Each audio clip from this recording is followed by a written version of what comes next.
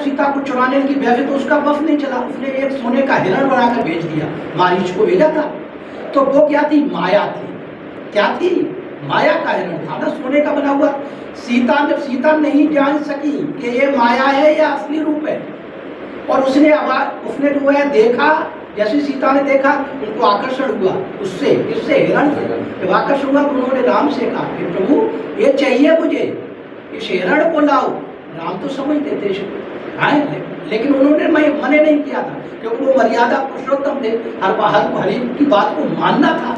उन्होंने वो जैसे ही वो आगे बढ़ा, राम पीछे चल दिए, वो और आगे बढ़ा, तेज चलने लगा, और दूर ले गया उन्हें जो जंगल में वो मायावी हिरण था।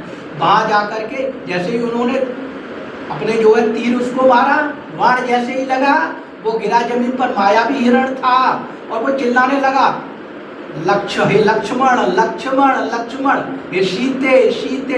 आवाज कैसी थी?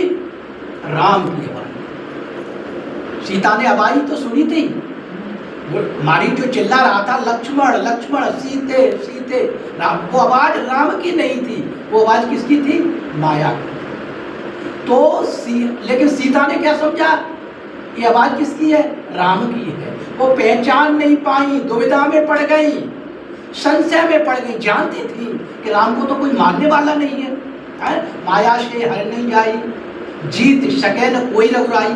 दुनिया में कोई ऐसा नहीं है जो राम को जीत सकता है। सीता भी जानती थी, लेकिन उस दिन वो भी दुविधा में पड़ गई। माया ने उस पर अटैक कर दिया। उन्होंने किससे कहा? लक्ष्मण से कहा, लक्ष्मण जाओ, तुम्हारे भाई जो है संकट में है, उनकी आवाज आ रही है, वो मुझे पुकार रहे हैं, वो तुम्हारे नाम को। लक्ष्मण ने तब भी सीता से मने किया कि माँ, ये आवाज मेरे भाई की नहीं है। लक्ष्मण ने पहचान लिया, माया के रूप को वो जानते थे कि उनकी आवाज नहीं है। सीता ने फिर कहा, ऊपर आरोप लगा दिया कि तुम नहीं चाहते, तुम उनके प्राण संकट में हो, तुम बहाना बना रहे हो वहां जाने से, तुम तो वहां का अयोध्या का राज चाहते हो कि राम खत्म हो जाए, मुझे तो ऐसा आरोप लगा दिया।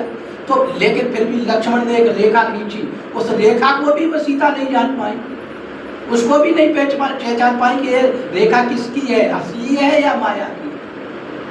फिर भी उसको पार करके भिक्षा देने के चली गई। रावण के रूप को नहीं समझ पाई। तो क्यों नहीं समझ पाई? क्योंकि उनकी उस समय निश्चय बुद्धि नहीं थी। तो बाबा कहते हैं, जहां निश्चय बुद्धि हुई, जहां दुविधा में हुई, तो आपका पतन हो जाएगा। सीता जैसे बन जाओगे, अशोक वाटिका में पहुंच जाओगे। ऐसे एक नहीं, अनेक। देखिए उसमें कहते नहीं है वो किसकी, अमरनाथ की कथा, जो अमरनाथ की कथा पार्वती जी को शिव जी ने सुनाई थी, वो सोती रही। तो एक जिसकी पूजा पार्वती करते हो वो सोती रही, एक जिस सीता की पूजा आप करते हो वो पूरी जिंदगी रोती रही। तो आप बहनों को क्या बनना है? वो सीता और पार्वती नहीं बनना है। आपको बुद्धि कैसी लगानी है?